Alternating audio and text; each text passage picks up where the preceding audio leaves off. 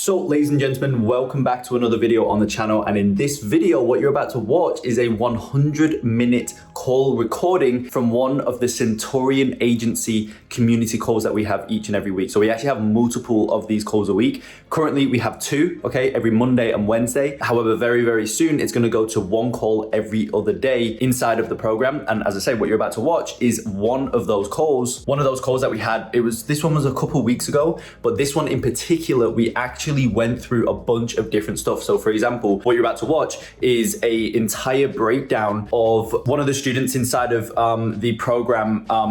Funnily enough, it's called Kai as well. Basically, he had a client where he was getting really good results top of funnel, but his retargeting was struggling. So we went through and basically troubleshooted the entire thing. So we actually dived into his live client ad account. Something else that we covered inside of this call recording as well is basically offers and how you can leverage consulting offers and downsell offers for your agency to really ramp to obviously 100,000 a month, because really that's what Centurion agency does, right? It takes your agency from around the 5 to 10K a month mark and ramps you up to around 80 to 100,000 a month MRR, right? So that's monthly recurring revenue. So basically a 7-figure agency. And as I say, we look at using consulting offers, we look at using downsell offers to really enable you to ramp up much quicker to that 100,000 a month mark. By the way, you'll be able to see some mats down here. Don't worry about those. That is basically some mats that we laid down so that we could still do BJJ when we went into lockdown. Super annoying, went into lockdown right when I started to get back into BJJ, and yeah, couldn't roll anymore. So basically we put some mats down there so that we could do some more rolls. Anyway, aside from the point, I'm super excited for you guys to go through and watch this. As I say, it is a longer video, right? It's 100 minutes, but I mean, I don't think there's a much more valuable video that you can watch on YouTube for free. It's pulled directly out of my higher level program, Centurion Agency, which, as I said to you before, is a program that takes you from 10, 20, 5, 30,000 a month, wherever it is that you're at with your agency, and really ramps you up to the 100,000 a month mark. And it just equips you with everything that you need to ramp to 100,000 a month. Like there's nothing else that you need. So when you join Centurion, you have, you're equipped with everything. And then all you need to then do at that point is just take consistent action on the strategies, on the ideas, on the concepts that we go through, on the frameworks that I give you in plug and play form. You just need to take consistent action on those things. And that's how you easily ramp to, as I say, 80,000 a month to 100,000 a month with your agency. Now, if you are an agency owner at the 5, 10, 20,000 a month mark, 15,000, in that range, right? But minimum is 5,000 a month to join Centurion. It's a much higher level community as well. That's one big thing that I'm trying to keep the community as more high level. So if you're an agency owner making minimum $5,000 a month and you're interested in not even just hearing more, right, about the program, then I implore you to go ahead, click the first link in the description. It's going to take you to an application page to book in a call with myself personally for the Centurion Agency program. Basically what we'll do is we'll just give you a roadmap, okay? On that call, not even like, it's not a hard sell for the program or anything like that. I'll just give you a roadmap. I'll walk you through what the program has to offer, why it produces just ridiculous results, and why it's very, very difficult to not get to 100,000 a month with your agency by leveraging and implementing on what we go through in Centurion. And I'll show you, I'll walk you through everything. I'll walk you through all the plug and plays, all the funnels, all the automations, all the integrations, all that type of stuff. And again, as I always say, this is stuff that genuinely happens. Like people hop on that just free call, right? It's just a free chat, right? People hop on that free chat and they're wanting to give me a testimonial just from the call, right? So as you guys know, I'm all about providing more value than anybody else does. I'm all about providing, more value for free than most of the people charge for. And that call is just another one of those instances. So as I say, if you're an agency owner making 5,000 a month, click the first link in the description, book in your free Centurion agency call. I'll walk you through the program. I'll show you everything. And we'll, even if you don't join, I'll still give you a roadmap on exactly what it is that you need to do moving forward to go from wherever it is that you are and be able to ramp up to 50, 80, 100,000 a month with your agency. So with that being said, click the first link in the description, and I hope deeply, well, I know you will, right? If you just sit down, block out some time and watch this next 100 minutes of this video, I know that you're going to be able to pull a lot of value from it. So with that being said, I will see you on the other side.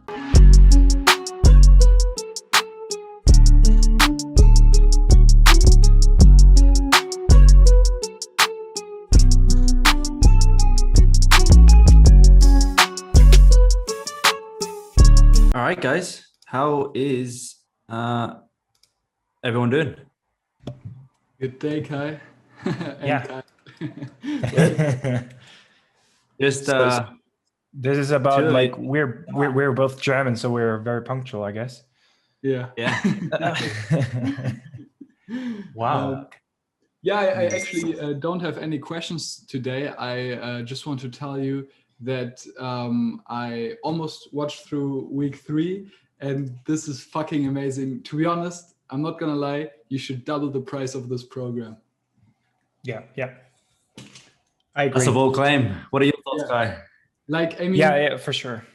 I've watched a bunch of courses, I joined a bunch of programs, but none deliver this amount of detail, SOPs, systems. Have you ever considered like actually raising the price? Yeah, well, obviously, you know, it's the beta price at the moment. So once it fully rolls out, which will be in the next, literally will be in maybe a week or two, it'll be 5,800. So obviously it will definitely be a tier up in comparison to what you guys paid. But yeah, I always want to build things that where I under promise and over deliver, you know. I could probably maybe charge 10, 15 grand for it. But I just really want to I want to get the reaction that you've just given me there. I value that far more than making a couple extra grand per person who enrolls, you know? Yeah, that makes sense. That makes sense. Okay. But either way, dude, I'm glad you're enjoying it and you're finding value. Yeah, for sure, 100%. Kai, do you have any questions for Mr. Bex? This is the fun part. I'm actually just here every week by week, to just following on this discussions over here. So I don't have a particular situation, but I want to follow up on Eric's sentences that he just mentioned about this course. I will turn on my camera so everybody can see me. There we go. Basically, I think so too. I watched through the entire, not all programs from Sam Ovens, but I watched most of them, like the 2. I think Consulting Accelerator and Up Level Consulting, it should be. So I watched both of them. They're tremendously long, and they're actually sometimes so uselessly long. So you're watching like 60, 90 hours or something, I think in total it was. And for sure, you condensed and reduced the information and made it as compact as it possibly could be. So I'm currently sitting at, let me see where I'm in. I watched the sales at the introduction part. Actually, I just wanted to start to watch the sales at educational part. But of course, we now have this call going on, so I didn't find the time yet, but I believe it will be amazing as well. So I'm also totally blown away, and I can connect to Eric's sentences that you can definitely scale the price of this. But for sure, I also understand the reasoning behind that. Yeah, for sure. I'm super glad that you're. Both of you are finding value. It's super good to hear. There is one more module 11. So you'll see that there's one of them. There's no video inside of it. That is just basic. That's just like almost like a prelude to module 12. But that'll be coming out tomorrow anyway. That's just basically going through the throughput of the funnel itself, and then in module 12 we go into real deep specifics of Zapier. I give you all of obviously the Zap integrations, email automations, all that good stuff. And there's actually a further Loom video as well that breaks down more specifics inside of Zapier. Yeah, that makes sense. That's amazing. I'm so pumped for watching the rest of that. Yeah, for sure, dude. And then obviously that's just week 3. I mean, it goes up to week 8, so a lot more to come. It's a big, as you guys can tell, you know, week 1, week 2, specifically week 3, it's very big. You know, it's not just like 10-20 minute videos just kind of scratching the surface. It's in depth, which is why it takes quite a while to build and roll out. But yeah, it's coming in due time. It'll be roughly around a week, as I've said before. But dude, I mean, both of you guys, I mean, it doesn't look as though anybody else is joining as of yet. But I'm curious to dig deep into how things are going within your agencies. Yeah. Do you want to start, Eric, or should I start? Yeah. So right now at the moment, I am still not even close to being satisfied with my meeting book rate when it comes to cold email.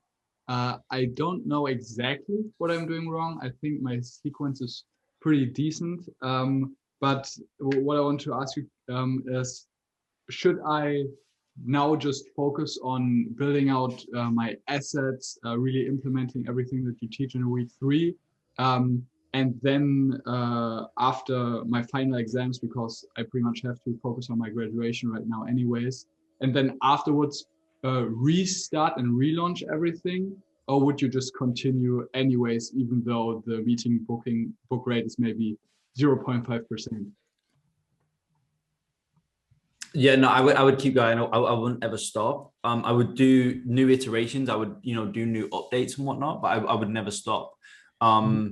So, I mean, so yeah, I wouldn't stop. I would try to do both simultaneously. If you've not got enough time because of exams you mentioned, then just try and manage it, right? Maybe leave building new assets out for a little minute and just focus on continually kind of updating, iterating your current sequence and whatnot. And then from there, because the more data, the better, essentially, right? And so if you just stop, you just kind of, it's just time being wasted almost. Yes. So I'm curious, what's your current kind of flow? How does it currently look? So I pretty much, I think I've 8 steps in them list. And I think I could test a lot more. How many times would you recommend to write new sequences and test new sequences? I'd look at it on a weekly basis. How many leads are you sending out a day? What emails are you sending out a day? 50. Yeah, I'd look at it on a weekly basis. Okay, yeah, that makes sense. Okay, and would you then, if you don't get the meeting book rate that you desire, just rewrite the whole thing? Well, it depends on the data that you're getting through. Different things are gonna warrant different different changes, right? If every email you're getting back is a negative reply, then I would look at changing the entire approach again, right? Like I would just look at revamping the entire thing, because it's just not the way that you're coming across to prospects is not good, so I would look at, just as I say, revamping the whole thing. If your open rate's terrible, as I always say, you need to look at the subject line. If you're getting good replies, but you're not getting meetings booked, you need to look at the CTA.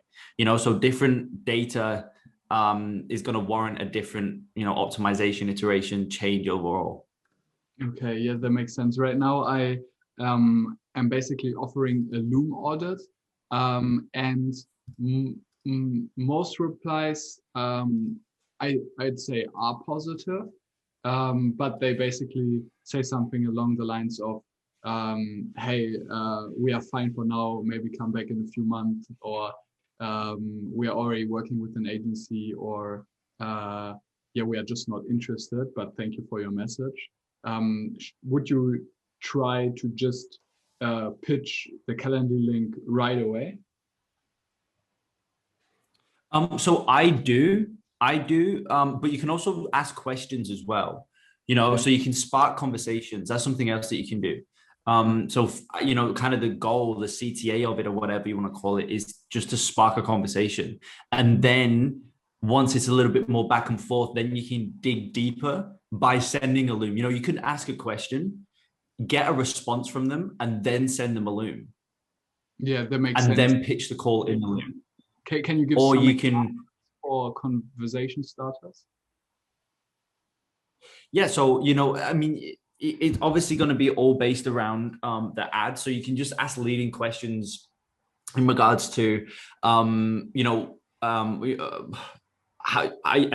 for example, it's just as simple as, are you happy with your current ads? Are you happy with how things are currently looking? You could ask, like, what does your current structure look like when it comes to advertising? You can even ask just yes or no stuff, right? Like, is your advertising working right now? Stuff like that, right? And obviously this is where I'm giving you guys more of a framework, and then you can kind of build off and implement yourself and come up with new ideas and whatnot. But as I say, an overarching idea is a question that sparks a conversation, which then leads to a Loom, which then leads to a book call. obviously, as you know, it's much easier to get a sale on retargeting than it is on cold. It's much easier to book in a call with a prospect whom you're having a back and forth conversation with than it is a complete cold prospect. Now, you will start conversations naturally by like, for example, we do straight to a book call. By people respond back asking questions, asking this or asking that, all positive, but they're just not, booked in the call yet. Those people are always so much easier to just push over the line almost, because they're already kind of invested. They've already opted in almost. So that's just another angle that you could do. And obviously within Lemlist, you can just run a different either split test at the email level or at the campaign level. Okay, yeah, that makes sense. I haven't taken a look at the sales script you provided in the resources, because I just want to wait once the module comes out in the course. Today I have a discovery call. Should I just stick to my sales process until you release the modules for that, or is it worth checking out and self-explanatory? Yeah, I wouldn't flip the whole thing around on its head for today's sales call. Your normal sales process. Have you usually got a pretty good conversion? Yeah, I'm pretty confident in my sales skills. I think the main issue is really booking appointments. Yeah, I just use yours then if it works. And then once obviously the sales training comes out, just kind of embed that into what you're already doing. And that's where we talk about making those 0.1% optimizations. Okay, yeah, that makes sense. All right, thank you, Kai. Yeah, no worries, man. What about Kai? Where are you at, dude? Currently, similar to Eric, I'm preparing my final papers. I'm currently studying the bachelor's, so my hand-in date is in around 1 month. Then I'm done with everything. Okay. Then I also finally finish studying. So currently I'm not doing outreach, but I got like 2 referrals from last week, I think. Nice. I got them, one from a client, one from another agency that they can not work on because they aren't doing Google ads. So basically, I'm having a look at them on Friday because I'm a bit full this week with other stuffs, including university. Yeah. And yeah, I'm just looking to hopefully close them. Currently, I'm sitting around like just under 5,000 a month, I think.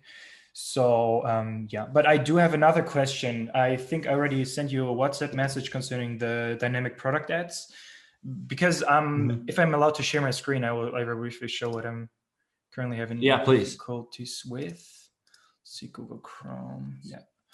So basically, what we are currently seeing is today. Let's go on lifetime. This is a bit more interesting. So the client never ran ads before. So what you can see is the retargeting funnel. It did kind of well. So it's like a 3.6.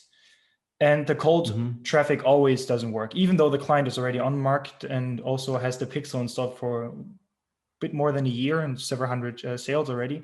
The lookalike audiences never really worked out. I can briefly show you. So here, as you can see, those are the lookalike audiences. They never really performed well. I also didn't spend much money. You can see I have like this really low budget, So basically my question concerning this, because as you can see, this retargeting campaign worked actually quite well, especially the 7 days page view, which was on, I think the highest peak. I turned it off because it started to wear off. Reason being why I turned this off was I didn't face like sales for 5 to 7 days. So I kind of spent a bit much money on like maybe 50 euros spent uselessly or wasted kind of. And I tried to work on the dynamic product that's over here. So before I switch over there, I just briefly explain. You can see is retargeting influencer because the person had an influencer campaign going on. So it was one certain product that got viewed a lot of times, got a lot of page views. So what I did over here was just targeting the people with one creative. I know I should have done way more, but I did one creative with one specific product. So if we just briefly jump over here, you can see this is just one product that I retargeted with. But now, because the client has like 80 plus products, I think, I tried to work with a dynamic product catalog. Where is it? Here, DPA. But that doesn't seem to work at all. I don't know if it's a catalog issue because she has like 4 catalogs, I believe. But the CTA is like really bad. like this is still okay. I mean, but even though I spend some money on this, it doesn't really result in any add to carts or initiated checkouts. Referring to this one here, we see like usually the add to carts used to be around like 350 to €4. And as soon as I don't see this incoming, I just switch it off because she's on a bit more tight budget. I think we're having like a grand per month for this.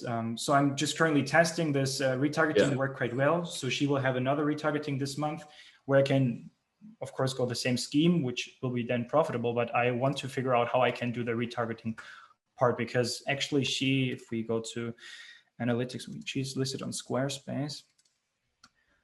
She does have quite a lot of traffic and also does decent sales, but most of this is organic still. So I'm not used to this one here. And so what's I just want to where's the organic coming from? Sorry, from Google, I think. Traffic sources, and let's not go 30 days. Let's go year to date. Yeah, I think it's Google traffic. She doesn't have an agency working with her, but so basically it's, I think, organic ranking. I have no idea.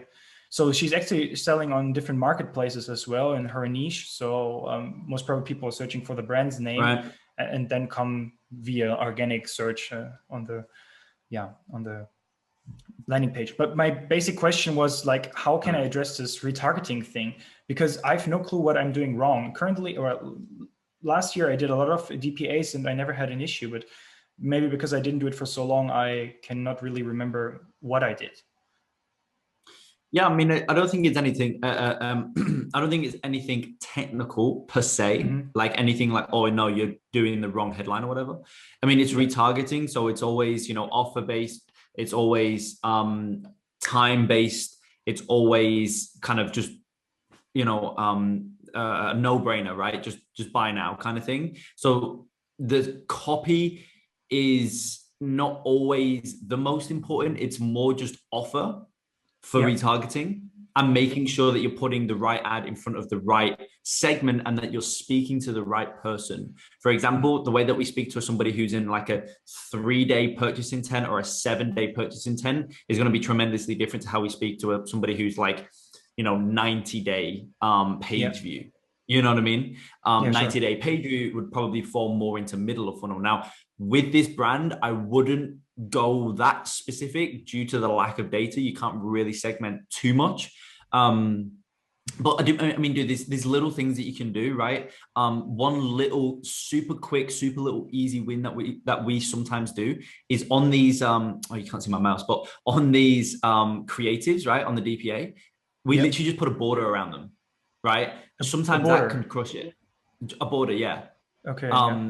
So sometimes that can crush it. Now, obviously, this is a specific catalog. Now, I don't know if these are the products that are like best sell. I don't know. Different catalogs can have different results. We've seen that firsthand quite a lot of times. And also, obviously, I mean, it's just this is the only one ad, isn't it, that you're basing this off of, right? Currently, yes, because I think dynamic product ads, you can only do one per ad set. As far as I know, you can I can try to duplicate it, but I think it doesn't work if I want to publish that. Does it? Oh, well, it says in English you can't add this ad in the ad set because there's a with dynamic formats and creative. So apparently I can. Okay, so yeah, we must do. We do. There's another one. There's another type that you can do as well. But either way, what I would do in that instance is you can just have a look at doing a CBO, right? And then just do maybe 3-4 ad sets. But the biggest thing that I would say as well, I don't know if you're thinking in this way, but don't worry too. I mean, this DP, like you can definitely test it, right? I'm not saying to not test. I'm not saying to not do new ones and try different variations, different copy, etc. But and different catalogs as well. I'd definitely try that. I'd probably do that first because that's going to be that biggest change that's going to have the biggest impact, like we talked about last week with the ads. You know, there's no point optimizing a headline with an angle that's just fundamentally flawed. So I would look at changing the catalog. But the other thing is, I mean, you can do this, but put more of a focus on the other ads that are actually crushing it right now. You know, like just under a Okay. 4 ROAS, 3.8 ROAS. Like Yeah. not always, you know, put it this way, we're not running DPAs for every single client, right? It's not that like you have to run DPAs or whatever, you know, DPAs are like always crush it. We're not every single client's running DPAs. And the ones where we are, actually, bit of an insight is it's only for 7 and 3 day purchase intent. So it's the very last warmest of the warmest of the warm. Yeah, it makes a lot of sense actually. When I think about this, when I got retargeted with DPAs, it usually was exactly after I left the website. Okay, yeah, it makes total sense. Yeah. It's very logical. I don't know why I'm thinking like this. Okay, so you would basically go with a more conservative ad format for the regular retargeting. So basically, carousel ads or what would you do? I would for this specific client, I would triple down on what is producing a 5.5 ROAS right now, or 2.87 ROAS, right? I would look at what's producing these super low CPAs because that's working. I just build more stuff around that. Okay. Whether that's just plain videos, whether that's UGC, whether that's just plain images of the product, very product focused creative. So I should just play around with that and see what I can achieve. Yeah, because you got a good foundation right here. You know that you can build off of. This was a bit shocking because I only have one creative in there. So I wonder what happens if I have multiple creatives in this one. Okay, well, I will definitely try if you go deeper on this. Yeah, go deeper on this. Because I mean, this is producing good numbers across the board, right? Like what's the cost per click here? I just seen a 0.53. The cost per, I have like 5.63 click through. Yeah. The click through rate. This is amazing. The click through rate actually. Yeah, that's great. So that shows that the ad is crushing it. That shows that the ad is crushing it because remember with retargeting, it's all custom audiences.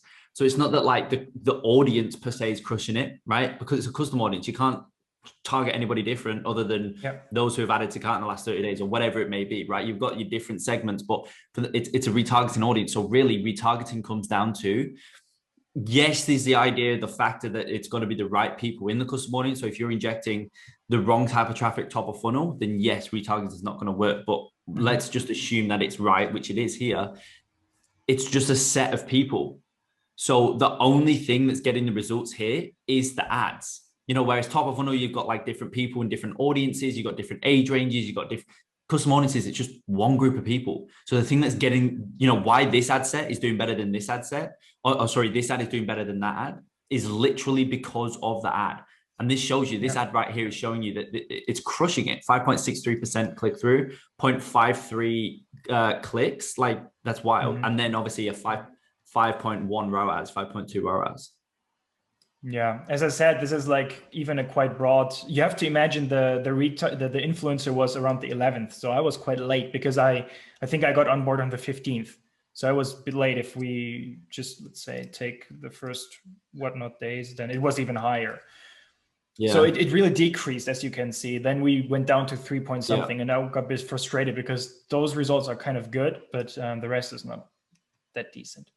Okay, but thank you very much. I will try on this one more, then check out the creatives. If I'm allowed, I want to have ask another questions because I do have some ad accounts here. Yeah, please. These people, of course, sell cashmere products. And I started a scaling campaign yesterday. And as you can see, this was pretty decent. I think we made 2 or 3 sales on this one. This is cold campaign. Because of course you can, okay, I don't know. So this was kind of good, but I figured out also lookalike audiences don't work for this client.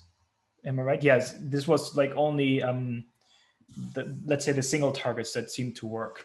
If we go overall here, you can see that I had a difficulty with the warm traffic, the retargeting as well. So I was like at a 1.8, but you can see like I filtered and segmented out. So I'm now I know what I'm doing here. So as you can see, we started here with a 2-point ROAS and then went up to 8.27. This is like, as you can see from the 9th, I think it started on the 10th. So this is 2 days old. This is quite decent. This is good results. But I don't know why lookalike audiences are not working because he has like 500 sales within the last year or 180 days, whatnot. So I really wonder why lookalike audiences sometimes definitely don't work. And this cold campaign, because it's literally, they're not even people with a similar interest. It's just the single target cashmere, I think. I really wonder why the lookalike audiences are not working. This is really weird. Do you have any idea on that one? Yeah, I mean, it's going to come down to two things. First things first, this is why we test, you know, simply because like, as you're experiencing, this client, it may just do horrendous. And then another client, it may just like, it's only lookalikes that work, interest don't, right? So that's one of the main reasons why we test. Second thing, and this is probably going to be the biggest thing, is as you mentioned, the source audience. If that's not sizable, then it's not got any data to pull from. Now, I would say a 500 over the last 180 days isn't the strongest. So it's naturally not going to be as powerful, right? Okay. You know, for example, you know, some of our clients right now who are getting like anywhere from 100 to 150 orders a day, their lookalikes are tremendously powerful. You know, their 1%, their 1 to 5% are really, really good. So that has the biggest impact. But then also it just comes back to the fact that, look, you know, different stuff works with different accounts. There's no one right way to media buy. And this is the number one reason why we test, because of exactly this that you're experiencing here. Yeah. Yeah, I was a bit concerned because I'm obviously... I wouldn't worry about it though, by the way. Okay. Go ahead, sorry. I wouldn't worry about it though. Okay. I will just continue to do this because obviously here as well, I don't know if it's the copy or creative, whatnot, but also the CTRs are insanely good. I don't know why they're so good, because actually the CPMs are a bit concerningly high, but if the rest is fitting, then I don't care. Yeah, basically. Okay, then I will just continue to work on this because I lowered the prices quite well as well. The click prices. Is that cost per click? Sorry, the cost per click. Is that cost per click? This is the content view. I don't have the cost per clicks here. This is the cost per link click is 45 euro cents, which is like 60 USD. Is it 0.6? Yeah, USD? That's amazing. Yeah, that's this perfect. Is quite good. Yeah. One last question concerning the ads, because I duplicated in a scaling campaign. Now I selected 2 campaigns here. It's the same interest. Aren't they one day cannibalizing each other?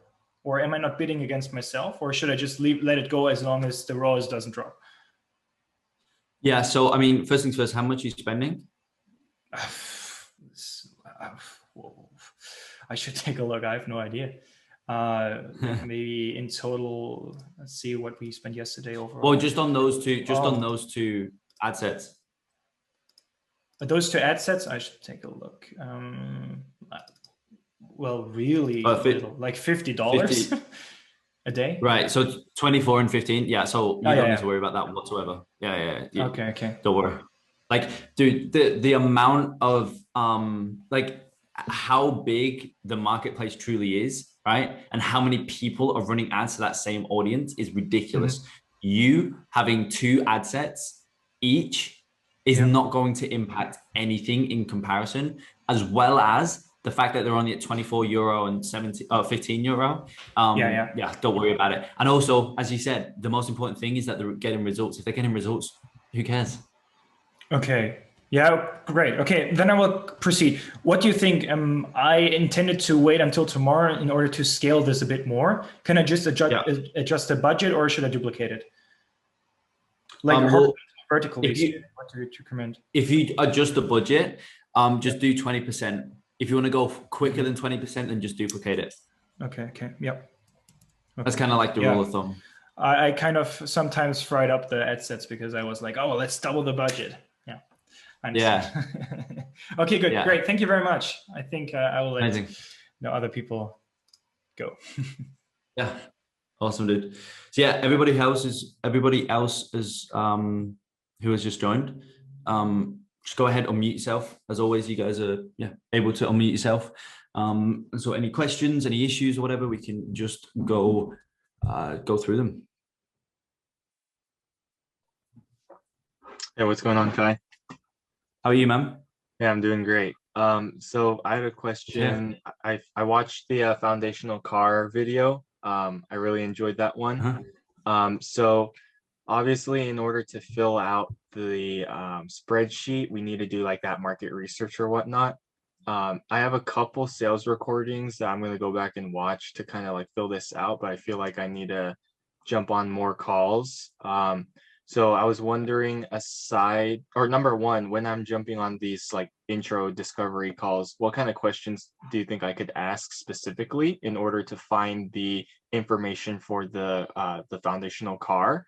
And then aside from the intro calls in order to do my market research, is there any other methods I could do in order to find this information? Yeah, great questions, dude. So, you've checked out the sales script, right? I have not yet. Okay, in the Centurion Agency Google Drive folder, you'll see the sales script, the sales process. Check that out because there's a bunch of questions on there, and those are ones that I always ask. Right, there's a couple digging questions on there, and they give you a lot of insight, which is why we ask them, right? And something else, like a couple other questions that you can ask is, for example, if they're talking about whatever it is that they want to hit or whatever, you can literally just ask them, why not do this yourself? If, for example, if they're running ads right now, and they're getting maybe a 4-5 ROAS, right? They're spending $100 a day, and they want you to come in and scale. So why don't you guys just scale? I mean, you're getting great results right now. Mm-hmm. I think I've asked that one time, and they said like they just want to free up their time and focus on the business, not in it. Yeah. That's a good insight, but you need more than one. Yeah. But like that's a great question to ask. Just asking them what their biggest issues have been, right? Like where have they gone wrong before? What have they tried before? Where's their bottlenecks been? Where are their bottlenecks currently? That kind of ties in with why don't they just scale? Well, they will start to talk about their main issues. Another one, it's just slipped my mind. What would it feel like, right? It's very that kind of future pacing almost. What would it feel like to have this stuff sorted in your business? How would things differ? How would things be different? What would it feel like? What would it enable you to do? Stuff like that, right? It's almost, you just basically want to ask what's in the foundational card document playbook. Ask those questions in a way that sounds just a little bit more, not as kind of brass, not as upfront, but you just pretty much just want to ask them those questions. And as I say, have a look at that sales script because there's a lot in there as well. Okay, gotcha. I'm trying to find the link right now. Which part is it inside the Centurion? It's in the sales. It's sales. The sales process. It's in it's like agency sales or whatever, and then it's the sales process.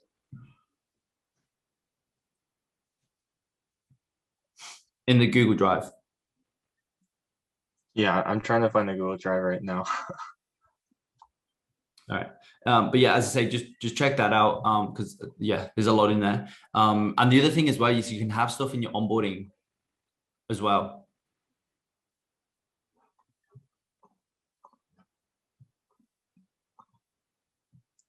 Okay, I'm gonna mute myself for now. I gotta find a drive first, and I'll come back in a bit. Yeah, no worries.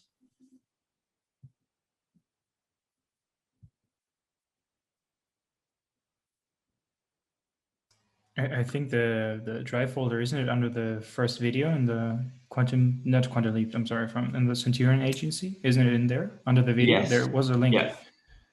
For easy access. It should be there. Yes. I can even just drop it in the. Oh, you got it? Okay, cool. You said sales process? Uh-huh.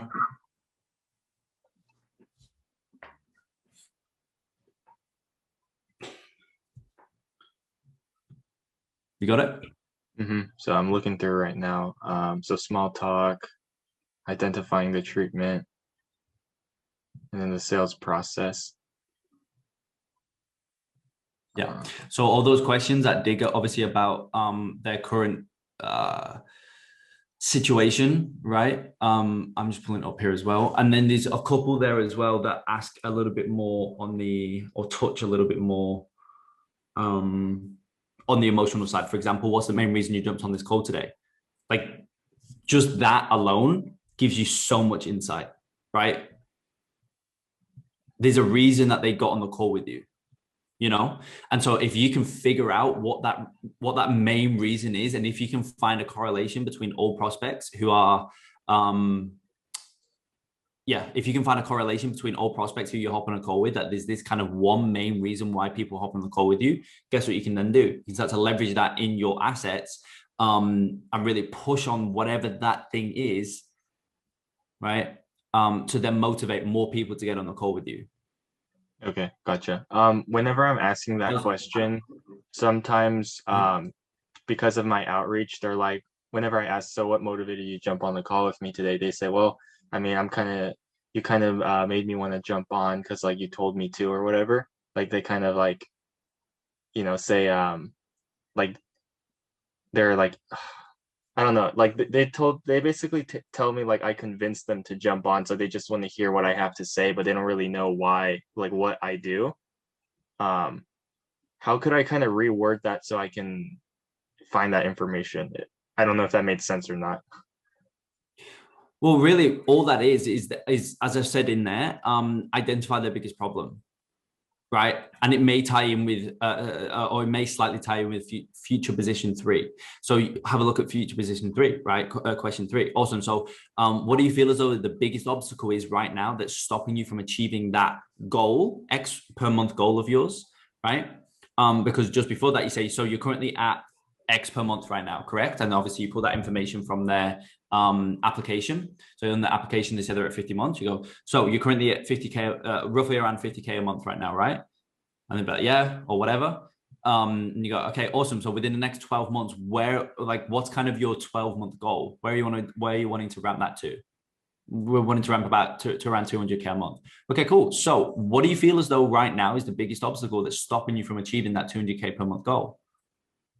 Mm-hmm. That's kind of, that ties in with the main reason why they hopped on the call. Okay, got it. And then what if they gave me a reason outside of marketing? Should I still implement that in the car? Well, obviously it depends what the reasoning is, but if they give you a reasoning outside of, they shouldn't, to be honest, because you're, it should tie in with what they want, right? If they give you a reason that, like, for example, if they say, or they wouldn't, but if they say, or our conversion rate is terrible, well, you're probably not going to sell them on paid ads because you're not fixing their biggest issue. Mm-hmm. You know what I mean? Yeah. So usually they're going to say that, like, we don't have a predictable way for us to ramp. We don't have a consistent, a revenue engine right now. We don't know how to really turn this much into this much. We can't break past our break-even ROAS. We can't scale. Every time we try and scale, we hit a glass. There'll be something like that.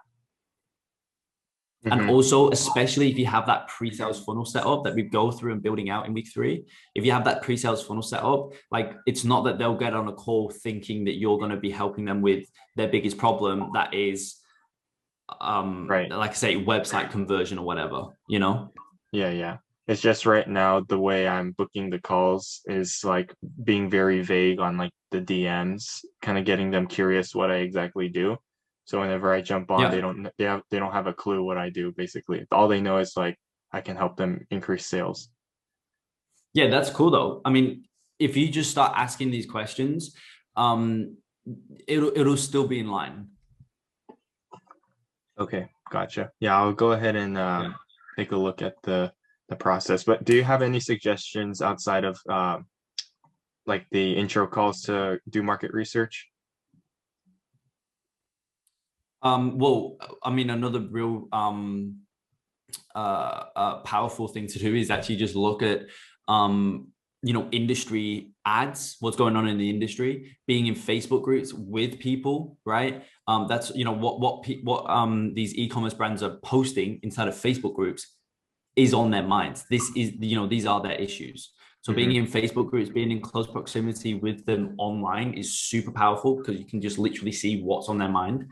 Onboarding forms, your current clients, pulling from your current client onboarding calls even, right? That's a super powerful thing. Like you said before, sales calls, right?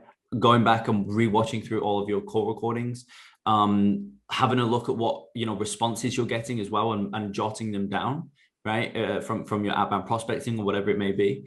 And just general, online research as well. They're like the main places that we, that we look at. But the biggest and the most powerful ones are going straight to the source. Okay, got it. And then have you heard of this strategy in the e-com space? So I know they've done this a lot in like local lead gen, and they're like kind of exhausted the strategy, so it doesn't really work anymore. But basically you just like pretend you're a college student, and then you just email them or call them saying like, hey, we're trying to do some research for a school project. Do you mind if we can ask some questions and interview you, so we can get to know the industry a lot better? And then like we just ask these questions so I can fill out the car. Yeah, I've heard of it, never done it. I don't really see, like, I get it, but I think you can just do that on a sales call or on like an intro call. Because in my opinion, that's literally what it's for. Despite conducting research, it's genuinely what it's for that specific client, in order for you to be able to apply the right solution to them. Because like you say, if their genuine biggest struggle right now is product fulfillment, for example, dude, you're not going to sell them. Mm-hmm. You know what I mean? So, yeah. And so, yes, you're trying to find that. And that's partly what the sales call is. Like you will get on sales calls. I've had it before, like I say, where, I'm digging deep and whatnot. And they genuinely have a huge issue with product fulfillment. The ads are running pretty well right now. They're getting, they're spending $200 a day, getting a 5 ROAS, but they can't produce any more than 20 orders a day or 15 orders a day or whatever the number is. In that instance, it's not going to make sense for us to bring them on board, at least right at that moment, because it's an issue that we can't help. So on the sales call and whatnot, you genuinely are trying to figure out what their biggest issues are, because if it's not isn't aligned with what you're offering, you actually can't bring them on board as a client anyway. So you're conducting research, yes, but it's actually for that specific client as well. Mm-hmm. You got to do it for that specific client anyway. So you may as well just do it on a sales call. Yeah, in my opinion. Yeah, that makes sense. Okay, thanks so much, Kai. Yeah, of course, man. All right, next up. Hello, everybody. I don't really know how this works.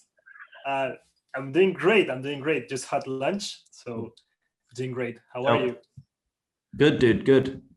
Yeah, basically it's slightly different to Quantum Leap, but basically just everybody joins, and everybody obviously, as you just did there, unmute yourself, and we just kind of have more of a community discussion. Yeah, sounds great. Excited. Yeah, good to see you in here. Yeah, I was checking a like Q&A replay before, and it's pretty nice. So I just have a couple of questions, a little bit more general questions, not so deep. I've gone through the first 3 modules of the program, looking great so far, but it's just the introduction. So generic questions. Let me actually share the screen. I have like notes for you to kind of be able to assess a little bit better. So the first question, one is about the course, to get the indication, and the other one is about like a little bit more general from my situation right now. And I would just like to have you or any of you guys in the group, like your thoughts about my situation, because you can see it from an external point of view and I cannot. So I've been in here like all narrowed down and everything. So I'd just like to have your general view as to, having gone through these, how do you see the situation, and what would you prioritize, and the different actions that you would take if you were me? So I think that can be really, really useful. So let me give you the context right now, and then from there, it's just like anything. So I think it was 20 days ago or so, I fired a small client to make space for bigger clients, and that was pretty, that gave me oxygen. That was nice. Then I currently have this. So first one is e-commerce, music industry. They're kind of selling like little programs and plugins and stuff.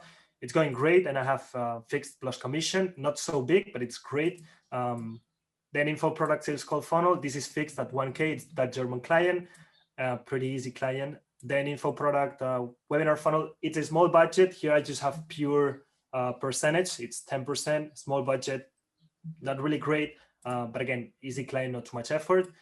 Then this consulting thing that I told you, which is the reason why I'm here pretty much. Yeah. This is going to be 2 calls per week. And then the exciting part comes here. This is the cosmetics brand from the US that I told you also. Yes. 700 plus 8%. And this looks very great in terms of this 8%. I think I can get it very, very high. Yeah. And then the other one is the, I don't know, I think I mentioned this one already also. I'm white labeling with another agency. It's kind of I'm in another mastermind, and in that mastermind there are coaches. And so there's one of the coaches that got this client, and he was like, I'm going to do the entire strategy. I'm going to do everything, but I need somebody executing. So pretty much said, let me check it out. And we checked it out in international brand and spending 350K. And I was like, I can commit 3 months to this, and I want to have the experience and be here. So I'm going to start with these 2 this week at the end or beginning of next one. So this is the current situation. Yeah. And yeah, I just wanted to have like your point of view as to what's great here, what's really bad, and what's going to stop me from really scaling, and stuff like that. Yeah, I mean, the overall goal is to duplicate the consulting and the e-commerce, the US e-com client. That's the overall goal, right? $700 plus 8%, and it's good to scale. That I know they've got a pretty high daily budget. You're saying that you're getting good results right now. If you can bump that, what are the numbers do you think it's going to come out to? With this one, I have not started yet, but like we can manage. I can get them to 10K a month, and they said after the 3-month commitment, they were like, I'm super happy with you. We didn't even start, but I'm super happy with you, and I would love to get it to 1,200 plus 8%. I have no issues with that. So in terms of pricing, this can be a really long-term client if I manage to get them good ROAS. Yeah, well, if you do, it's a good spend, and that 8% is going to obviously come out to be very nice. If you can generate them like 50K a month return on ad spend, that 8% is going to be perfect, right? That's going to be just under $5,000 plus the 7. Maybe it's going to be anywhere from $4 to $5,000 a month billable. That's right on the dot.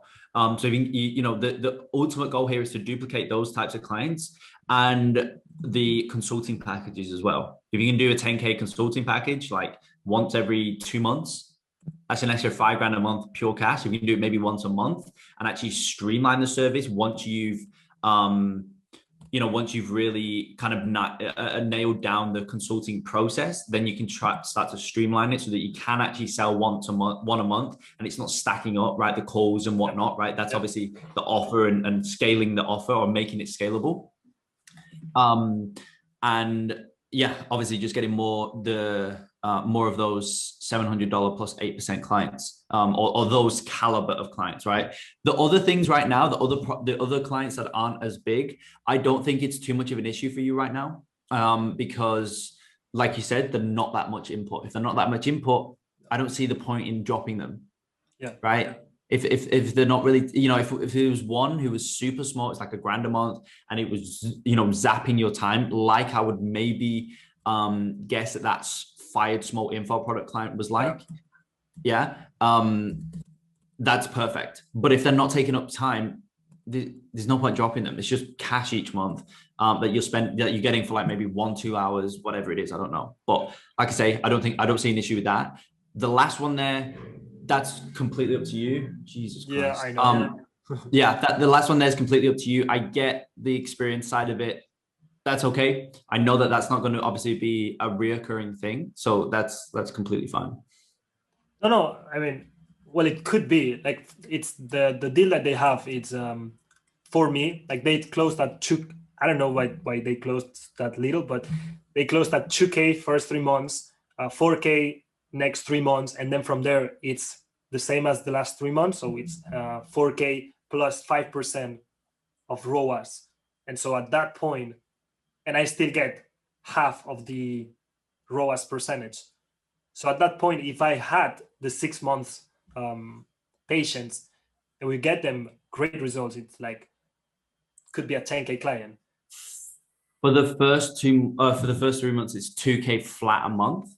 Yeah, they closed at that. I don't know why. So you're getting 1K a month. Yeah. 1K 3 Okay. months, 2K another 3 months, and then from there it's 2K plus half, Plus like 5%. plus 2.5 for me. Yeah. 5% of the ROAS at this scale, if not more, which I think it's difficult, but if not more. Yeah, dude, your biggest issue right now is you're charging too small. Yeah. That's the biggest thing. For a long time, like yeah. I mean, we spoke about this months and months ago, right? Yeah. That's the second important thing that definitely you need to start to work on. The e-commerce, I know it's only the e-commerce US, I know it's only $700, but that 8%, how much do you reckon they're going to start? How much do you reckon they're going to start with? First month, like I think we're going to be doing 3K, 4K ad spend, and then from there, just like up. So because right now they're spending 3K, 3.5, and so if I just keep the same structure, no, I wish a month. Oh, for it's a month. Yeah. Okay.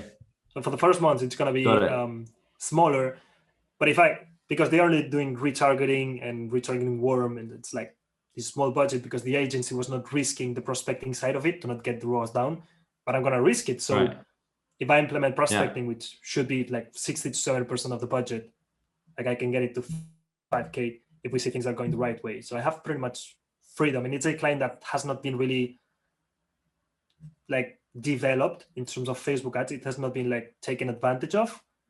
So there's a lot of potential. Got it. Yeah.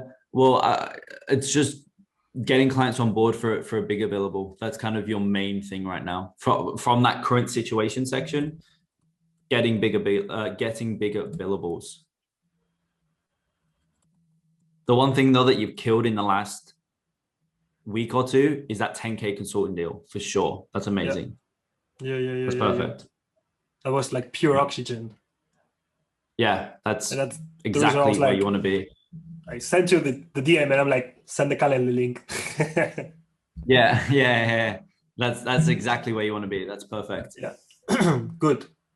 Okay, and last one is, if I'm at this point right now, and this is the situation, how do you recommend me to go through week 3, which is all about pretty much like VSL, sales funnels, I'm guessing ads, which is for agencies pretty much doing over 10K.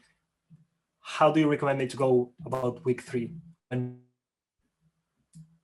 Well, what does your infrastructure look like right now? In terms of team outreach, what do you mean? Yeah, your team. Myself. Okay. I think the next thing that you need to start to look at is bringing somebody on board. Because week 3 is about ramping up client acquisition, right? Yeah. And you are, how many clients are you at right now? Because you got a couple of different stuff going on. So how many clients are you at right now? 5. Minus consulting, right? Yeah, 5 minus consulting. Okay. So you probably know this yourself. I mean, I know you actually do have some smaller clients who aren't as time intensive, but you probably know yourself, like the time that you're spending is quite substantial on client ad accounts, right? And you're more of at the moment, I see you more as a media buyer. Definitely. Right. And you definitely, and so what you need to do is you need to really step out of that role. I think that's the biggest shift that you really need to make within your agency, is to step out of the media buyer role and become an agency owner. Because then what you can do is then you can go through week 3. First of all, dedicate all of your time to week 3 and that side of your agency, just genuinely building assets to leverage for client acquisition and whatnot. Spend your time there, not worry about client ad accounts per se so much, right? And also the thing is when you build those things out, guess what's going to happen? You're going to have a ramp up in client acquisition. Now, if you've not got the infrastructure there to handle the ramp, then it's going to be detrimental to you as opposed to a positive thing, which it should be. Yeah, that's mainly my thing, because I actually said here, like, the cycle that I go through every 2 months at this point is, well, previously I feel like, oh, I should take more clients in. I do a lot of outreach, do a lot of looms. I turn my ads on, which I have like a small funnel. I get meetings. I'm like, oh, everything's going super great, super excited. And I focus a lot on this kind of agency activities. Get overwhelmed, yeah. Yeah, overwhelmed. And then I stopped doing outreach. Right now I'm doing zero. Like for the last 2 weeks, I've done literally zero. I've just done sales calls, discovery calls, like all these side of things, and managing the ads. But outreach, 0 of 0 of 0. And so this is the cycle that I usually go through. And it's like in the space of maybe 1.5 months, I'm going to be like, oh, I should get more clients. So I'm going to do outreach. And it's again the same thing. So I'm assuming the way to break this cycle is pretty much to hire somebody to run the ads. Yeah, what you got to do is you got to first hire for the infrastructure in the back end. So you got to first bring on board a media buyer. Then you need to look at your outreach, the outreach side of things, right? So when you say, minus the funnels and whatnot, I'm the running of the ads for now. Your media buyer should take over that. But the outreach side of things, the organic outreach side of things, you then need to look at bringing on board somebody to handle that. And we're going to go through that in the program as well. Yeah. But you got to look at bringing somebody on board who handles that. That is their full-time job. So that's constantly running, no matter what. And you're getting an increase in clients, but guess what? You're not going to get overwhelmed, right? Because you've got the infrastructure there to handle it. And then you can really, really start to then triple down on things that are most important: client retention, kind of where the agency is moving, building out these downsell offers, right? You can get to a point where you're really focusing just on these 10K consulting deals. That's kind of what you do, because right now you're focusing on that, which is amazing, but you're also focusing on handling 5 client ad accounts. Yeah. And then obviously, meanwhile, you're getting nothing else through. No outreach is being done. No sales calls are really being generated, bar the referrals or whatever else it may be. So it's more of a, you're kind of chasing your tail. One client may drop off. So you're like, okay, let me have a look at client acquisition, sign a client. And then you're like, okay, cool, sign a client. And then maybe one client drops off, and maybe 1 month, the ROAS billable isn't as big. So you're like, damn, I need to bring on another client. But so obviously that in and of itself is no way to scale. But also on top of that, you're then just adding more. If the client doesn't drop off, then you're just adding more to your plate, which then further decreases the time that you have to focus on these other important areas. So it's kind of a vicious cycle if that infrastructure is not in place. So I think the biggest thing that you need to do first is focus on the infrastructure first, because that's going to really serve as the final piece to the puzzle almost, that is then going to enable you to build out the rest of everything that's really going to then fix all the other issues that you're facing right now. Absolutely. Okay.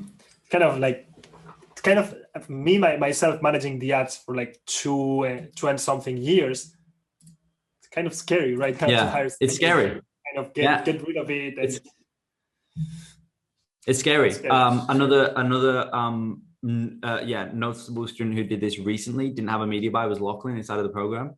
And he said the same thing. It's scary to hand off your clients and hand off that responsibility. Now, obviously, you don't do it straight away, right? In the program, week 8 is the hiring week, as we spoke about, I think, on our initial call. But also inside of this, the Google Drive folder, you will see the vetting/hiring ramping process. And so in that, you really see the entire process, and it's not a black and white handover, right? It's really not. You don't want to do that. It's more of a gradual, slowly but surely. But after that process, dude, they are honestly completely fine to handle client ad accounts. And especially if they just do it like 80% the way I'm doing it, I'm more than happy. Yeah. Yeah. That's And then you just basically, what you then start to do is focus on, or not focus, but you just have a daily call. So you're still very much in the process. You're still very much not in control, but you're kind of steering the ship almost. So it's not that you just sit back and forget about everything. You're very much in the process, in control, knowing what results are going on, knowing what's happening in client ad accounts. But it's just you're not in the trenches every single day doing the work. That's the key. Because on a 45-minute call, you can really build out completely new strategies and ideas and higher funnel concepts for all clients. It's just the building it out, building as I say, in the trenches, creating it all. That's what takes the time. You're not doing that anymore. Yeah. That's what's the most powerful about bringing somebody on board, and it enables you to scale as well. That's the other thing. Yeah. I think that's my biggest bottleneck. Yeah, it is 100%. Great. Is there something about hiring media buyers in QLA Quantum? Yeah. So there is in week 2. Great. I think, week 2. I mean, it's more basic. So check. Anything. Exactly. Great. Check those out. And then, check those out. Go through the resource in the resources folder, Google Drive, and then come back on, not tomorrow. So we have these calls Monday and Wednesday. Come back on Wednesday's call with questions. And then we can go through it in more detail in here. Because I don't want you to go through the Quantum Leap modules on the team section and make your decisions on that, because you've got much higher level resources now. But go through that, let those, bring up some questions, go through the resources in the Drive folder, come back on Wednesday's call, and we can dive into it deeper. Perfect. Great. Cool. Thank you so much. Amazing, dude. Yeah, of course. No worries. All right, Jerome, I see you've got your hand up, dude. Hey, Kai, how are you, man? Hello. Good, dude. How are you? Oh, can you hear me? Can you hear me? Yes. Yeah, I can hear you. Can you hear me? Okay, all good. Perfect. Yeah. Yeah. How things on your side, man? Good, dude. Very, very good. Well. I feel a little bit drained, but we're going good. Yourself? That's good to hear. Yeah, all good, thanks. Really, really busy, and as well as enjoying London. Yeah, thanks, man. Appreciate it. The viewers. It looks nice. Nice here. Show you. There you go. Yeah, nice. Is that London in the background? Yes, sir. That's the city of London right behind us. Nice. Yeah. I wanted to ask actually today. On Saturday I'm going to share my screen. I had a prospect meeting with this app, dating app, and I'm not really familiar with really running ads for apps. So I wanted to actually ask for your opinion, because this is what they are. And then I didn't even really know how much budget they needed. So I'll drop the link as well here in the chat if anyone wants to have any input and check it out.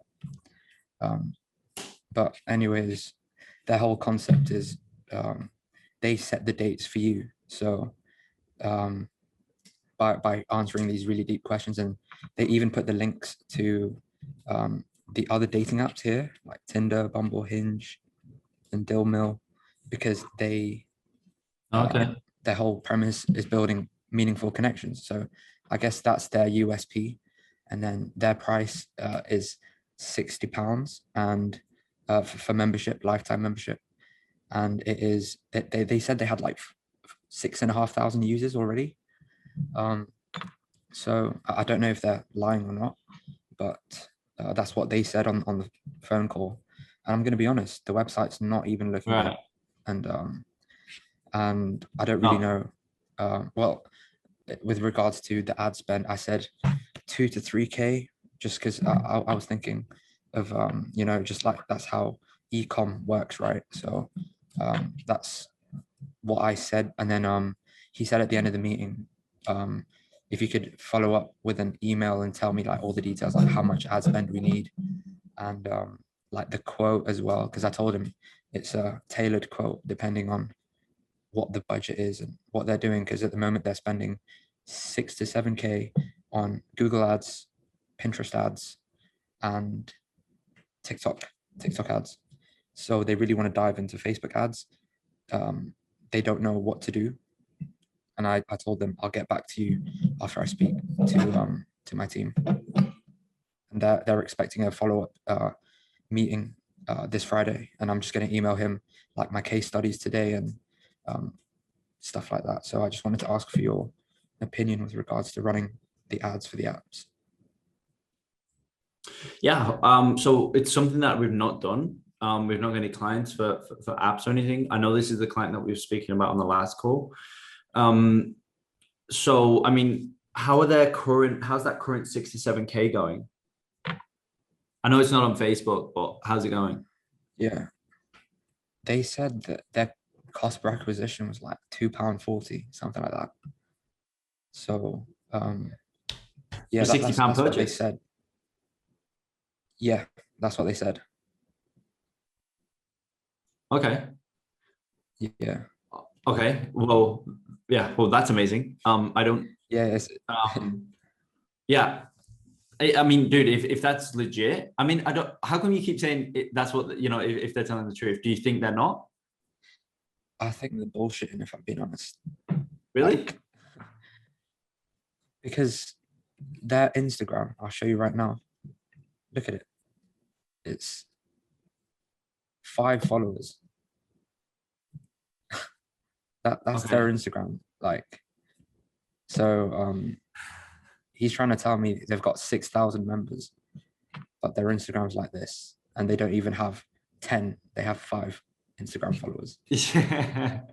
Yeah. Okay. So that's no, why no, I see where you're coming from. And their sure. website's not good. Their website's not good, but they said they have the budget to you know, to pay me like 1K and then the marketing like 2 to 3K. So they said that they have investors and stuff, but I'm like, I don't even know if this is a good concept, if I'm being honest. Yeah, no, I agree. I tell you what, I wouldn't like that. Going on a blind date, no way. Trouble of it, yeah. But maybe I'm not the ideal customer. Either way, you need to find out, dude, if it's legit or not. I mean, yeah, you can't be bringing on a client who's saying that they're getting £2.40 purchase on a £60 product if they're not doing it. I have no idea why they would tell you the wrong numbers, because it's at the end of the day, they're just going to get themselves burned. I don't understand that. But you need to figure it out before you bring them on board as a client, because this could be the worst thing in the world. And guess what's going to happen? You're going to get no results, right? But if you're thinking that, you know, they're getting £2.40 or whatever, like it's that, yeah. Like what? I've never experienced this before. You're getting that. Yeah, exactly. I mean, they're just going to get themselves burnt, because you're going to bring them on board on the basis of them crushing it, so to speak. And actually, at the end of the day, they're not. So yeah, yeah, like I say, you need to figure that out first. And then in terms of the kind of the overarching strategy, if they're being honest, then you need to have a look at their ads that they're running on these other platforms that are generating a £2.40 purchase, right? Then use that kind of same idea inside of Facebook, the angles, etc. It's not going to be the same exact same concepts. In terms of, you know, for example, if they're running ads on TikTok, that style of ad is very different to the style of ad on Facebook, but the angle is going to be the same, right? That's resonating, that's hitting. You need to see what kind of audiences they're running it to. Is it 18-year-old girls or is it 50-year-old men? I have no idea. You need to see who, you know, what, because obviously, you know, it takes 2 to tango, right? So you need to see what people they're matching up. Who they are, what range it is, all that good stuff, and then go to Facebook. It's going to be tremendously easy, to be honest, if those numbers are correct. So do you think that running ads for them would be hard? No, not if those current results are legit. Not a chance. Okay, you may run into the issue of their ideal customer not 100% being on Facebook. Right? If they're crushing it on TikTok, obviously it's a very different demographic to Facebook. That's going to be your only issue. It's going to be really trying to find them on Facebook. But that's where uploading custom audiences come into play, all that good stuff to really highlight them. Yeah. Yeah, because I told him like you can get really good cheap traffic if you're doing well on Pinterest and TikTok, and then we can just retarget that with your pixel. So that's what I mentioned. Yeah, you can use Facebook. And yeah, you can use Facebook primarily to retarget. Yeah. And yeah, so I'm probably gonna tell him like, hey, let me take a look at your Google Analytics, the current ads that you're running, and then we'll make a decision based off of that. And just get view access. Yeah, so view access. All right, cool. Yep. And the next thing I wanted to ask was with this prospect. So these are the ones that I told you they have an app, and this is their website, and then they've got their products as well that like these. So this is what they're selling as well. So it's prenatal products, and they're currently on 6K a month ad spend. And I told them, all right, cool. If you want to do well, 10 to 15K should be your ad spend. And then they said they're happy to go with 10K, see what the results are saying, and scale accordingly, because they're on 30K rev, wanting to get to 60K rev in the next few months. And I think their main focus, well, yeah, I do know that their main focus is to get people to have app downloads.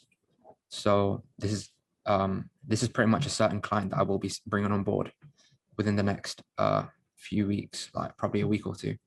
So I wanted to ask, so am I going to just literally drive all the traffic to this page that you see right now, or because and like in terms of the campaigns that we're running, because obviously we have to optimize for app downloads then, right? Is that correct? Yeah. So I mean, do you know how they're currently getting all of their downloads? Yeah, just I think they just said it was either a mixture of organic and then their current email list as well. So yeah, but what are they they've been running Facebook ads right now. They've been just sending it to this page that we see right now. Okay, so how's this converting? Well, I'm gonna pull up the ad library right now,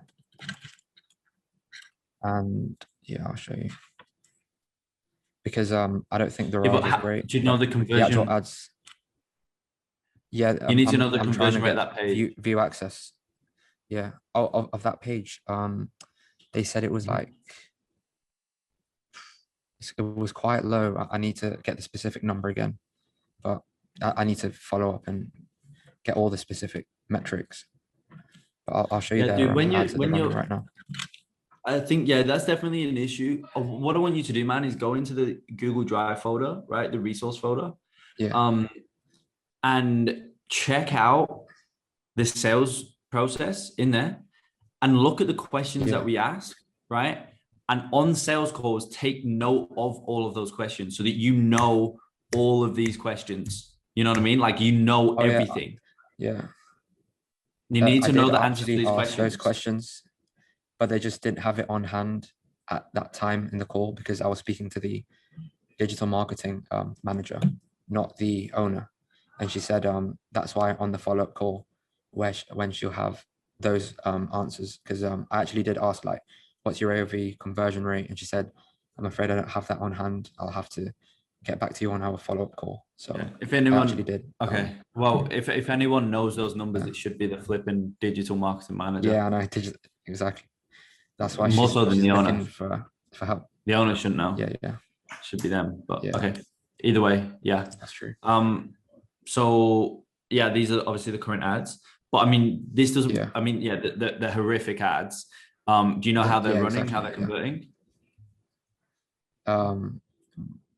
This is because at the time of the call, their account was suspended, so they couldn't even get in. But they've got it released now. Like, they've got access to it. So this follow-up call that I'm going to have with them, they're going to give me access to their account, they said. So that's what I'm relying on, the follow-up call. All right, you're going to find out a lot on this follow-up call then. You need to, because I have no idea. You know what I mean? You need to know the behind the scenes numbers, because that's what informs your decision. Definitely. But yeah, these ads are horrific. Yeah, exactly. And I know I can do a better job with the ad copy, the creative, and so on. But yeah, I believe everything's landing on this page. Oh wait, what? It's not even landing on the app page. Yeah, it's going Okay, through so a that's review, one thing. Yeah. blog or Yeah. whatever. Oh, they're It's gone driving to now. the Apple Store. Yeah. Yeah. Okay. So will it be okay for me to drive their traffic to the Apple Store like they are now? Yeah, I'd do that for retargeting. Okay. Definitely. Sounds good. Yeah, I think I know what to do now. And creatives like that, by the way. Questions. Yeah. Creatives like that that's on the screen would crush. Yeah. Like this one? As in they do well. Yeah. Yeah, they crush it. I feel. Obviously, Okay. you'd want to test it all, but like that thumbnail that was on it, like that's an amazing thumbnail. I love that. Awesome. Yeah. And when you said that their ads were terrible, did you mean as in like just the aesthetic of it and the fact that there's no CTA, there's nothing like that? Is that the copy, those creatives are something you'd want to test. I don't want to say it's horrific, but that copy is horrific for sure. Yeah. Creatives, they could do well for retargeting. Again, you don't know. You'd want to see, again, behind the scenes numbers. But I can say that video, I really like that. Cool. And I did recommend to them to include, well, to give me UGCs as obviously for social proof, and that could do well for bottom of funnel, right? Is that correct? Yeah. Okay. Cool. Yeah. That's pretty much it. So thanks again for the insight. I really appreciate it. Cheers. Yeah, of course, man. Anytime.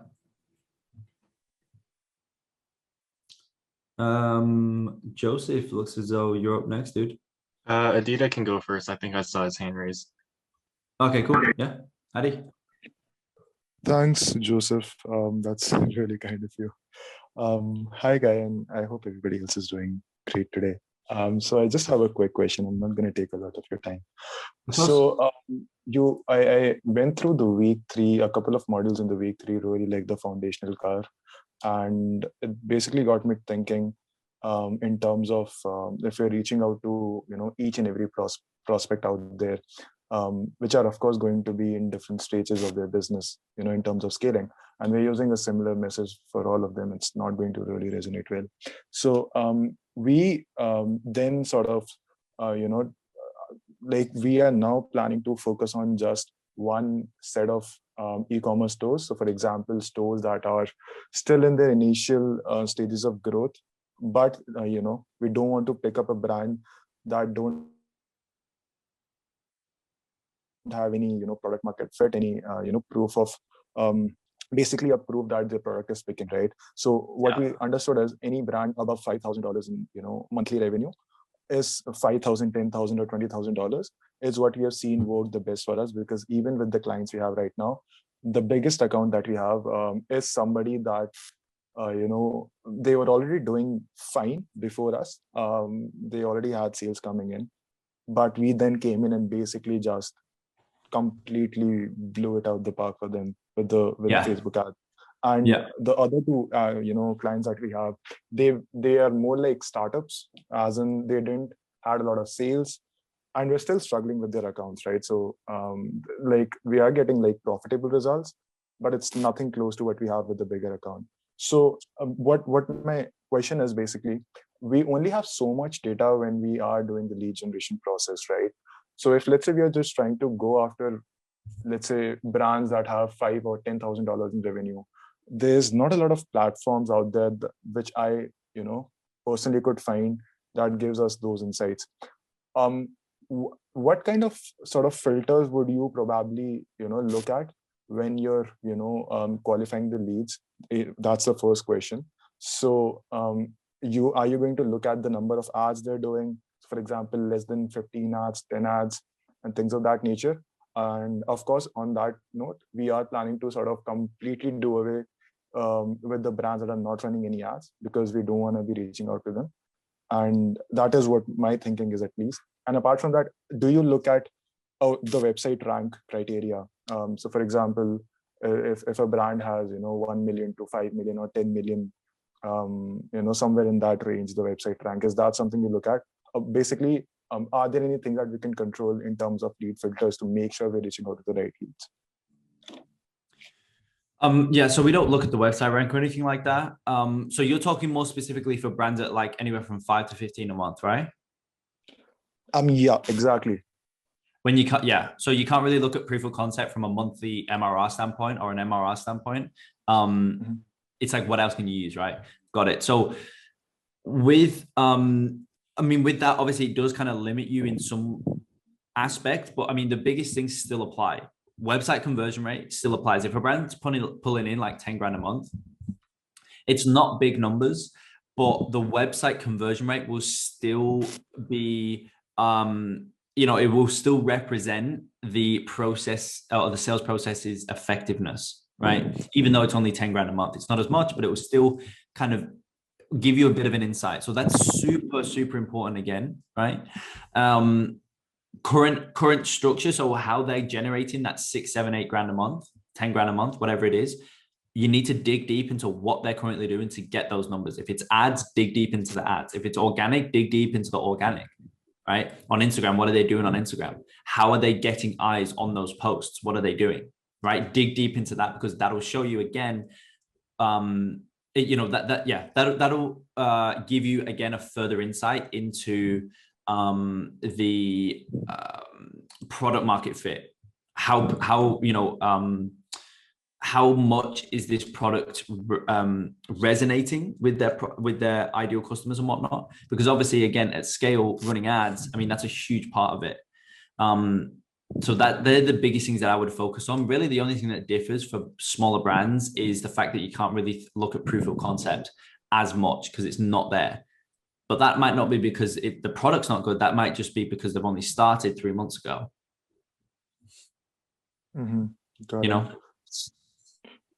Right. So, yeah, that makes sense. But is there like any other things that you would probably look at in terms of lead filters? So you already mentioned that, businesses with less than 20 employees, and that is what we have incorporated, a long time back. And we're planning to get on a call with our, the lead generation guy that we're working with. So I just want to have your insights. Are there any other things that we can probably look at and, give it to our lead generation guy and tell him that we want to, make sure that these are the filters or criteria that are being met when you're qualifying the leads, even before we reach out to them? Is there anything that probably you would look at? No, there's nothing else. Like I've already, obviously it's something that we've already covered. It's the same thing, right? It's the same thing. So, I mean, it's going to differ, but it's the same things. It's still Instagram followers. It's still, engagement. It's still, number of employees is something you can look at for sure. It's still pixel. It's still ads. Now for you, if you're going to try and go after lower brands, smaller brands, then you need to alter those. So lower than 20 employees is something that's you're not going to get 10, you're going to get 10K a month brands at 20 employees, So that's why you need to alter your parameters in terms of who it is that you're trying to go for. I love it that you're going to go for smaller brands because it's a niche that not many people are going after. Right? Everybody's trying to get like the 200K a month brands. Everybody's trying to get it, so they get more bombarded than the smaller brands. Now, if you'll be able to go to smaller brands, obviously you'd go more performance heavy, and you can really take a piece of their business. You could go like 25%, 20%, huge performance fees, huge performance percentages, and literally just take a piece of their business as they ramp. I love that idea. But as I say, in your lead gen side, you need to just alter your parameters. Got it. Okay, so what do you to your question, because I know you asked specifically, there's no new innovative things. It's still the same stuff because the same stuff applies. Followers, ads, website, you can look at employees, it's still those same kind of pillars that we look at. All right, got it. Makes sense. Thank you, Kai, for taking up the question. Yeah, of course, man. Okay, Joseph. Yeah. So I looked at the foundation of card spreadsheet, and then for the FAQs, that's just basically like the common questions they'll ask during the calls, right? Yeah, that I pulled those, I went through, or maybe I didn't in that, I don't know. I go in somewhere in week 3, I go through the FAQs. I believe it's in the sales funnel section. Anyway, and yeah, those are pulled like near 100% from sales calls, but also again, being in close proximity with them online. You may see a couple common ones pop up, but in my instance, I pulled them pretty much all from sales calls. Okay, got it. And then second question, this one's a bit longer. So I sent a screenshot of my new email that I'm about to test. I was wondering if you could screen share and then we can like all walk through it. I'm fine with sharing my script. Yeah, for sure. Okay, cool. Do you want to screen share? Yeah, I can do that. Give me a second. Okay, cool.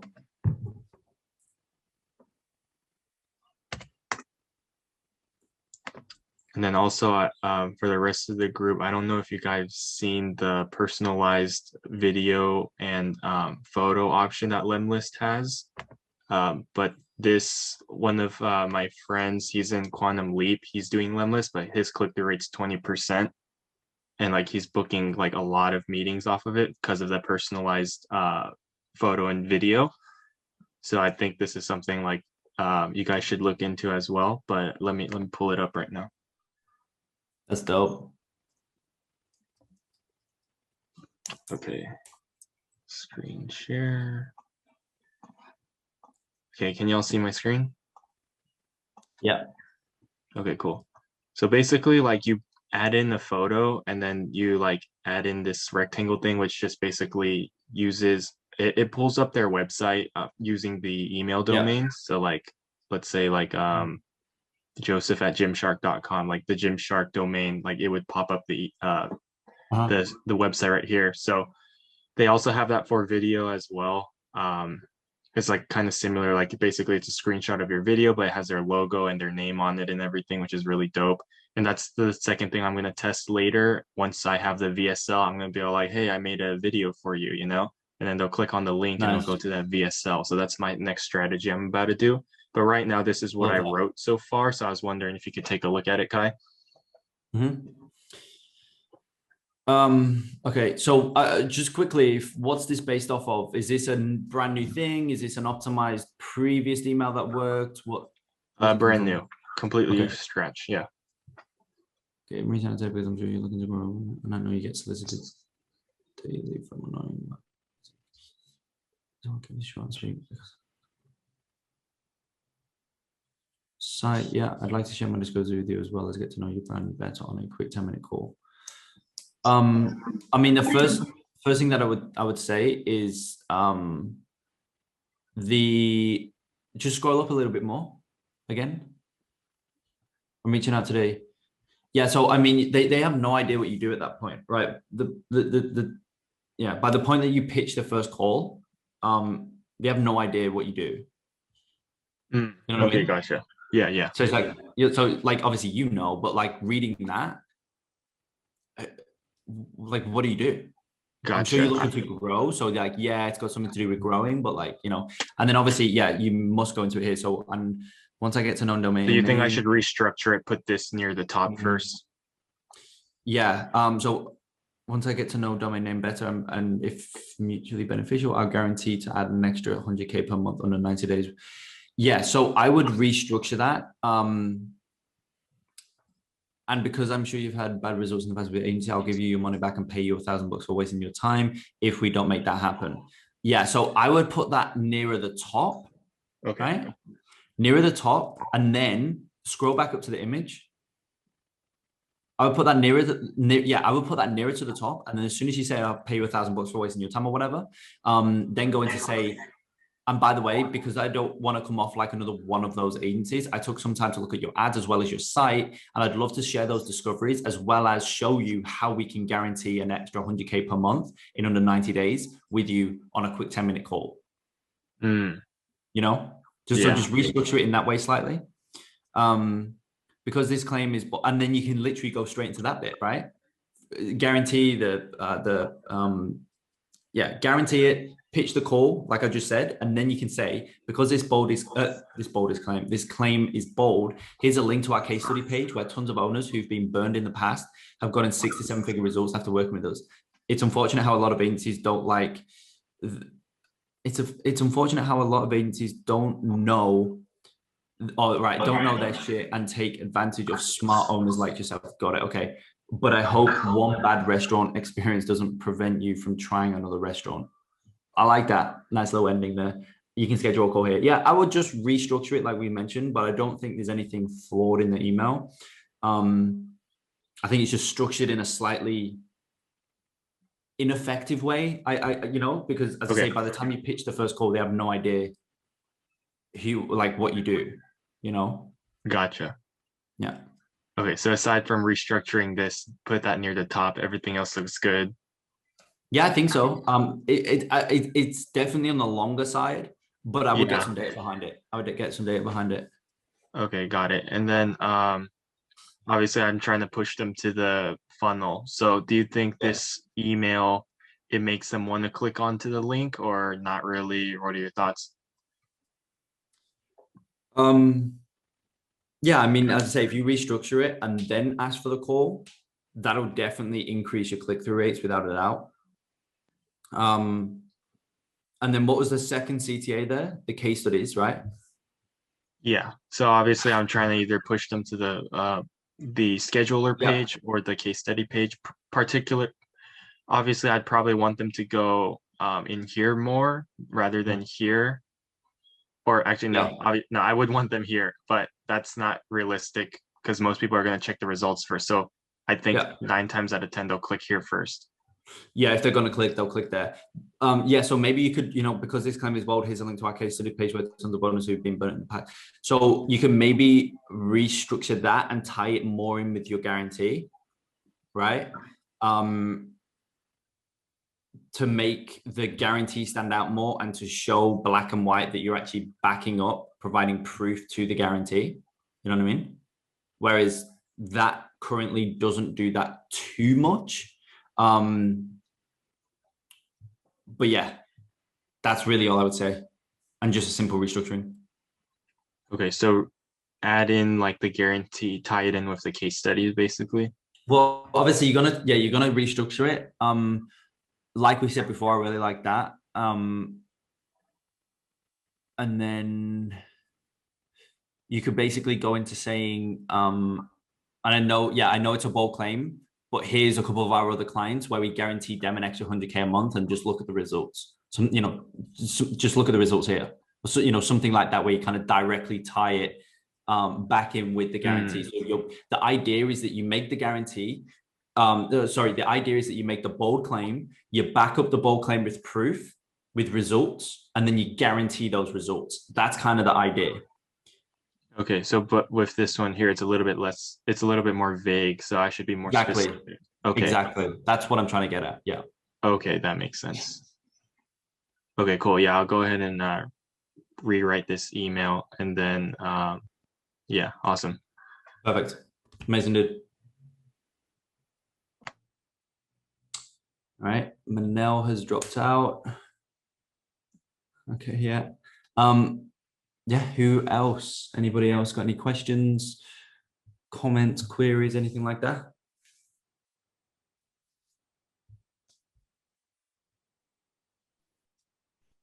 Hey Kai, I just want to say thanks, and I've actually got a client catch-up call with that Select Flex, so I shall see you on the next call.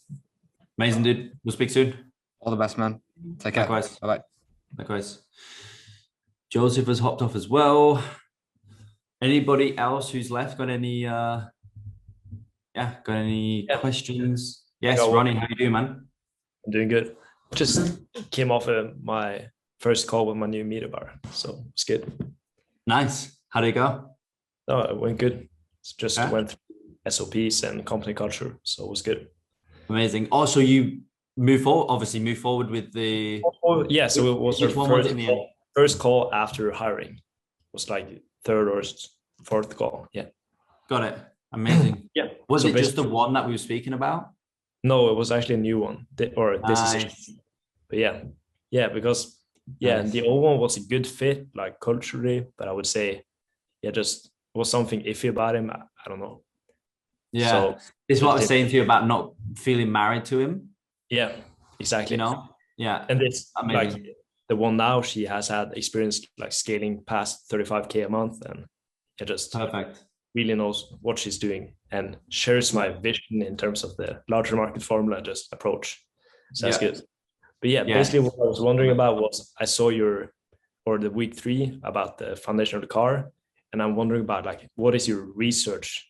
Yeah, how do you go about researching those different, like is it like through sales calls or Google searches or? So obviously you weren't on the call before, you must have joined a little bit after. Rewatch this call recording. Okay. I went through it in depth with Joseph before. Okay, perfect. Yeah. Yeah, I think that was basically it. Cool, man. Dope. It's good to speak. Congrats on the hire as well, by the way. Yeah, thank you. Good stuff. Okay. It looks as though that is everybody. So what I'll do is I will, of course, drop this recording inside of the program. I dropped the other one in there as well. Obviously, next call is on Wednesday, as always, Monday and Wednesdays. And module 11, you'll see in week 3, module 11 is not in there. So I'll upload that. And then week 4 and the following weeks will be coming out, as I say, at a week at a time, near enough. So yeah, great call today, guys. As always, hope you found value in it. And yeah, any questions, any issues or anything like that throughout the week, just drop it in the group, message me privately, whatever it may be, drop in the Facebook group, WhatsApp group. Yeah, we'll speak soon. Have a good week.